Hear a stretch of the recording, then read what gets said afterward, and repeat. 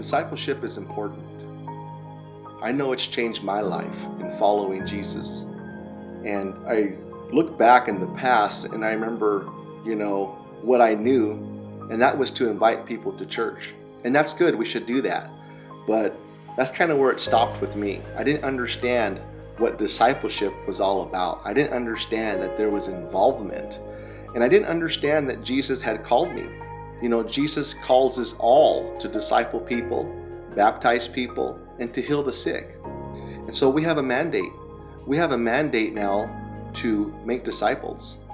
But discipleship is critical because that's what Jesus did, man. That was the purpose, actually, of the existence of the church. It wasn't just to build big buildings and for us to spend our lives doing multiple campaigns and to be wrapped up in programs that give us an illusion that we're worshiping God when all we're doing is sitting and singing to ourselves. Don't get me wrong, God's doing great things, but I think discipleship is critical because that's the call of the church. In Ephesians 4, he says the main purpose, of the church is to equip the saints. So how I see it is, here you have the world, and the church builds its organizations, and we ask the people, come out from the world into our church building. And then we ask them to put on our t-shirts. We give them a new language, sing our songs, become a small group leader. We give them our job description. And then we ask them to go back into the world. And they don't know how to relate. That's why I think, most only see church maybe one day a week. Reality is, here's the world. And, church may be here, but God says you're supposed to go into the world. And, it's not so much about fulfilling the church or maybe it's not so much about fulfilling the organization's vision, but it's the church actually helping the people, helping the people find their destiny and then equip them to make a difference in their world.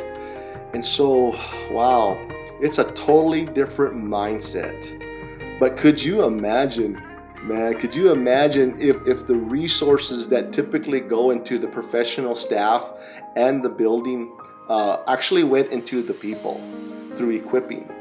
And so from a practical perspective, leadership would do well, taking the time to listen to people instead of casting their vision and strategies on them. They should listen to their voices. But most importantly of all, they should listen to what God's done in their life. And then from that place, help them define their destiny and then customize their development based upon their learning style, not just some academic approach. It needs to be much more creative, collaborative, and customized, So discipleship is critical. It's critical. I see it as one of the main functions of how we're to be the church, the ecclesia. Especially when it comes to leadership, we're to equip the people.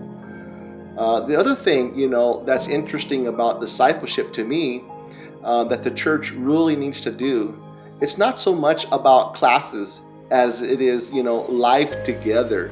It's choosing to live with people because that's where the messiness takes place of discipleship.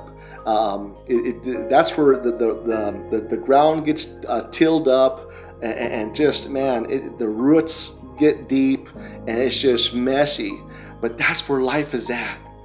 It's in the daily life and routines of community.